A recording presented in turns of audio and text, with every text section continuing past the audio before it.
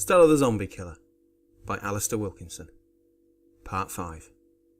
Stella hefted the headless body of the angel onto her back. Its metal components grated uncomfortably across her shoulders, and the smell of its rotting corpse was disgusting. The head dangled from her belt, the leather looped through its mouth, making it leer up at her. "Easy there, fella. Not on a first date," she said to it. "You what?" said Hook. He had an angel over each shoulder and was smiling broadly, happy with the day's catch. He stood on top of a car bonnet, scanning the street. His weight pushed the vehicle's front end down towards the debris-strewn, filthy ground. "Nothing." She stared at Hook's crotch. His legs were parted, braced against the weight on his shoulders, and through them she could see a broken shop window, scattered mannequins. Hook's smile disappeared when he saw the look on Stella's face. He raised his eyebrows. Stella nodded behind him. "Movement," she mouthed to him silently. She placed her angel carefully on the floor. "Just need to check the lobby one last time," she said. "I'm sure I saw some food in that back office." Hook nodded. "Take your time. The thumpers are still up and running. We'll be safe for hours." He dropped the angels from his shoulders, letting them slam and slide from the car's bonnet. The car rocked and rolled as he stepped down. Stella glanced back on her walk to the hotel lobby to see Hook hoist his foot onto the bonnet of the car and bend to his shoelaces. His massive frame looked slightly ridiculous completing such a mundane task. Entering the lobby, she ducked down, sure that the debris of the street would cover her, and scampered back out of the smashed doorway, switched left, crouched round for 50 yards, and dashed across the street. On the opposite path, she straightened and trotted towards the broken shop window opposite Hook. He was still investigating his shoelaces. He was never one for subtlety, she thought to herself. The shop window was just a few yards ahead. Glass crunched as she covered the distance in 2 seconds. Hook, matching her approach, dropped his foot and ran at the window.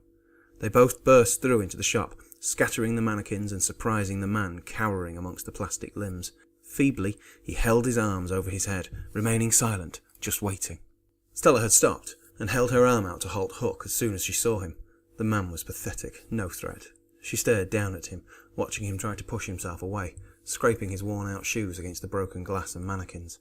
The dust and filth from the crash was still thick in here, the building itself sheltering the shop from the rains. Stella glared at him and realised that he had nothing left. "Who are you?" she said.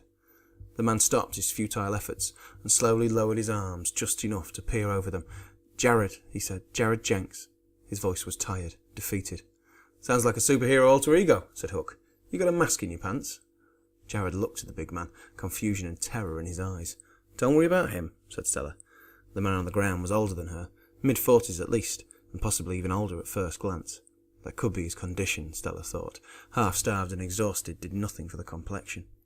Jared stared at her.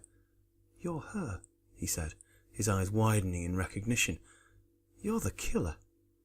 Stella grunted a laugh. "Not for a long time, Mr. Jenks," she said. "My days of killing in the ring are over." "You were the Synosha 3 years running. Every year up to the crash, my eldest boy had posters of you." "I'll bet he did," Hook smirked. Stella elbowed him. "Not the right time, meathead," she said, and then turned to Jared. "Can you stand up?" Jared nodded and tried to stand. He could barely lift himself from the floor.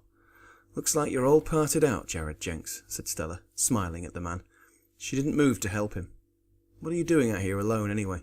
We haven't seen a live one for months." "We came into the city to find food. There's nothing left. We were starving." "We?" said Stella. "You lost your group?" Jared cuddled, nodded, said nothing. Stella looked to Hook, who looked back at her, shrugged. Stella nodded. Hook sighed a little. "Looks like you won the lottery, little man," he said to Jared before turning to Stella. "What about the angels?" "You take your 2 and I'll come back for the other one. I'll help Mr. Jenks." She bent to Jared. "I just need to see your wrists and ankles, Mr. Jenks. Just to check, you understand." She pulled his sleeves back and then his trouser hems. Finding nothing, she grunted in satisfaction. "Got any batteries, JJ? You need batteries to get into our place," said Hook. "Ignore him," said Stella, smiling reassuringly and helping Jared to his feet. "We've got a place you can stay. Not exactly comfortable, but safe." She looked at him thoughtfully and added, "You don't have any batteries, do you?" "No, sorry," Jared replied. "Never mind," said Stella. "Where are we going?" Jared's head lolled on Stella's shoulder. "Easy," said Stella. "I need a little help, Mr. Jenks. You're a dead weight." "Pun intended," Jared slurred. Stella laughed grimly. "Possibly. We'll see." "Where are we going?" Jared repeated. Hook caught up with them. "Vix," he said, but Jared had closed his eyes. Stella sighed, crouched, let Jared flop over her and hoisted him across her shoulders. "He smells nearly as bad as you," she said. "But he ain't as good looking," Hook replied, grinning at her. They walked on, east, through the streets of a devastated London. Limp litter flopped in their path. It was shifted by the light breeze so that it raised itself feebly and then gave up, dying each time a whiff of wind gave it some semblance of life. Faded graffiti covered the walls and told of terror and death and warned against entry, as if warnings were needed. The redundancy of the messages had always pained Stella. Right from the crash, the words had been daubed and the people had died and died and died, regardless of warnings. The words continued on the abandoned cars. They slumped with their tyres flat, doors and fuel caps open and inviting but leading to nothing. The vehicles just empty shells, metal and glass frames drained of their fuel, their owners dead and still walking. The silence was broken by a soft but insistent alarm. Stella glanced down at her pocket. "Thumper's out." Hook nodded. "We're nearly home. Should be fine." Stella reached her hand to her bleeping pocket, easily balancing Jared as she did it, and turned the alarm off. She glanced skyward at the distant sound of jetpacks. "Long way away," said Hook. Stella nodded in reply, but they both moved closer to the buildings, as far away from the middle of the street as they could. Smashed glass was ground against the pavement by the soles of their boots, its cracking protest so old and familiar they went unheeded. They trudged along West Cromwell Road, past a smashed Tesco and the ghostly Point West apartments, its dark windows filled with whispered threats, glowering at them as they moved beneath its shadow. Stella quickened her steps. Hook, moving smoothly beside her, kept pace comfortably. "I hate that place," said Stella. "Creepy," Hook agreed. "We keeping this one?" He nodded at Jared. "He's not a pet. It'll be up to him." "Just looking out for you, boss. I know how you get upset when they, well, you know." "Leave it, Hook." Stella's voice carried a warning, which Hook heard and ignored. "You can't save everyone, Stella." "Never tried to." Grim-faced, she walked ahead, ignoring the big man. Hook sighed dramatically and followed behind, allowing the distance between them to increase. "Come on, Stella, I didn't mean anything by it." Stella ignored him. They walked on in silence, only stopping when they reached the Victoria and Albert Museum. The grand entrance towered over them. The two solid wooden doors, dark and weathered, waited for them at the top of a short flight of steps. "Home sweet home," said Hook. "Hope Gregor's got the kettle on." He looked to Stella, smiling between the backsides of two angels over his shoulders. Ignoring him, Stella climbed the steps and banged a complicated rhythm on the left door. She waited 10 seconds and repeated the rhythm. The door swung open to reveal a stocky man, grey-haired, middle-50s, suspicious eyes scanning Stella and Hook, flicking his gaze between the bodies of the angels and then the prone figure of Jared. "What's that?" he said, pointing to Jared. His fingers were almost black with dirt and oil. "And hello to you too, Gregor. Nice to see that you're safe and nothing's eaten you while we've been gone," said Stella. She shook her head theatrically at him. "This is Mr. Jenks," she continued. "I think he could use our help." Gregor scowled. "Anyone still walking and talking at the same time needs our help.